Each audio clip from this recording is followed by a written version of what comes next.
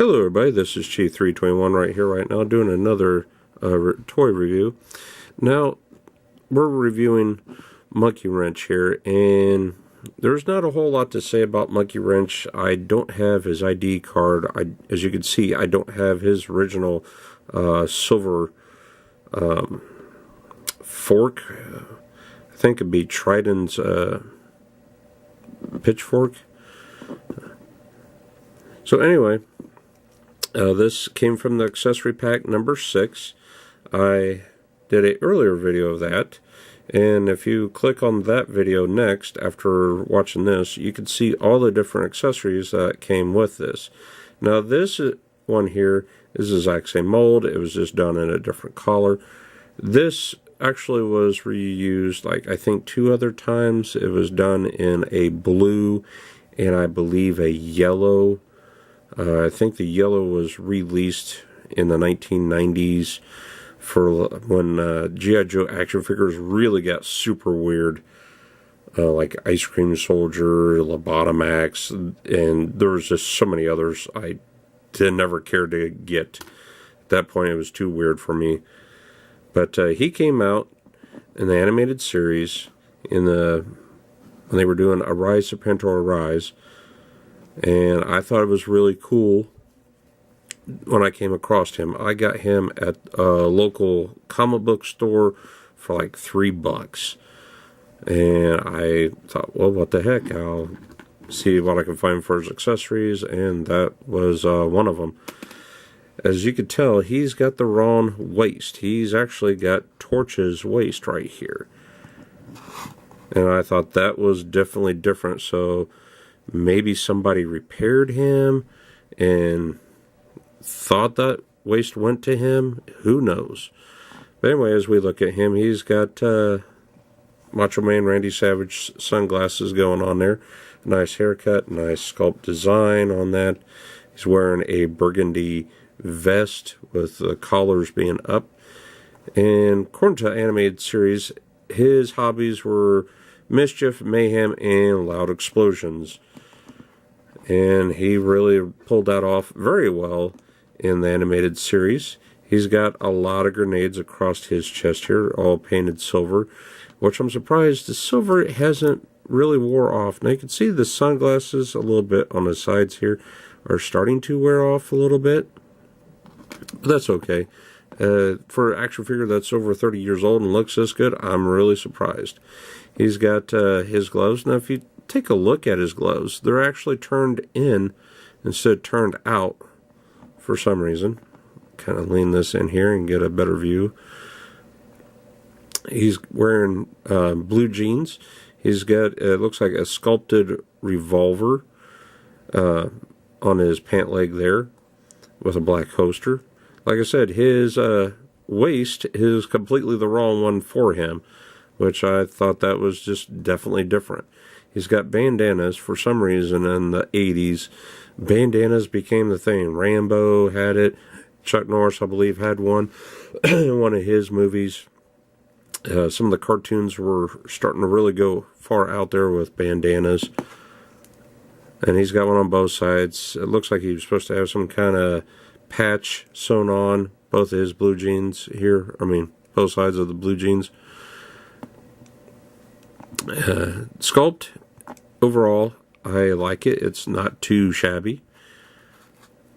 Never really understood his weapon, though. I don't know, is it supposed to be a harpoon when he goes out fishing for Little Mermaid's dad? Hey, guess what? I found your pitchfork thing here.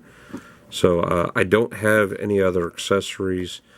Apologize about that. I like to do reviews of complete action figures, and when I probably finish getting all his other accessories, I'll probably do another review sometime later. Not sure when, but probably later. And we also got Road Pig here. Now, he was the last Dreadnought I ever got, and he's missing some of his accessories. I got 2 of his shoulder pad or wrist pads. I unfortunately can't find them right now at the moment. And what got me is he's got this massive center block baseball bat. If he doesn't hit a baseball with this thing, watch out. I'm sure he'll get mad. And what really got me is the size difference between Road Pig and the other action figures. He's so much bigger, and he looks very intimidating. Now, he came with what I call the Kiss shoulder pad, which is really nice. I like the sculpt on that. It was really different.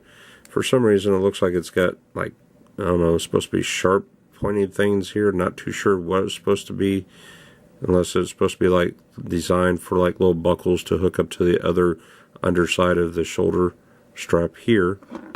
He's got a very nice, well done, I believe it's supposed to be a tattoo of the Anarchy design, which would fit the theme for the Dreadnoks. They're supposed to be causing mischief, mayhem. Now, as I look at his face, he reminds me so much of the guy that played in the movie Mallrats, the security guard. I never got his name, couldn't remember it, but I think he actually looks a lot like him.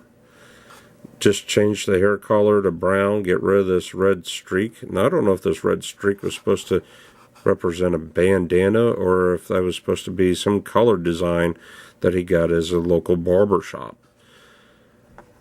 But I like that look. Every time I see him, I think of that security guy. I believe that actor also was in the movie Running Man with Arnold Schwarzenegger as another security guard. Now, he's wearing black leather pants. He's got his little arrows that go to his wrist launcher. I don't have that. I need to look at getting that. And just looking at the prices on the aftermarket, I don't want to pay premium dollars, so I will wait until I find a comfortable price to pay for that. He's got, for some reason, he's got 2 black stripes. I don't know if they're supposed to be ribbons or bandanas. Not too terribly sure. He's wearing, it looks like a brown leather cup over his front of his pants for some weird reason. He's got nice silver metal plates that are sculpted over the leather boots, as you can see here. And his boots are really nicely done. Overall, I'm going to say I really liked him as an action figure. Just wish he would have been in the animated series. And I believe the guy that he's designed after, from my opinion, when I see him, I think of that guy's voice when he did the TV show Captain Power, or Powers, I believe it was, in the middle 80s, late 80s. But overall, he can move his arms up about that far. He can swing all the way around. He's got the Kung Fu Battle Swing grip, as we can see here. Try to get fingers out of the way. He can move his elbow 90 degrees. He's got an O-ring that keeps him together, so he can do the hippie shake shake. He can lift his knee about 90 degrees and bend his knee about 90 degrees. Now, I wish I really would have saw him in the animated series. I think they would have done a really fantastic job with him. But, like I said, I never knew that he came out in the comic books, because I didn't know anything about the comic books until I was a teenager. And at that point, he was the very last Dreadnok I bought. And sure, there was a Zanzibar. I looked at him, picked him up, set him down, and I thought Zanzibar sounds way too much like a candy bar. And at that point, Hasbro was going nuts, giving all the bad guys air chariots. Serpentor had one. Destro had one coming out as the version 2. Zanzibar would have been the 3rd.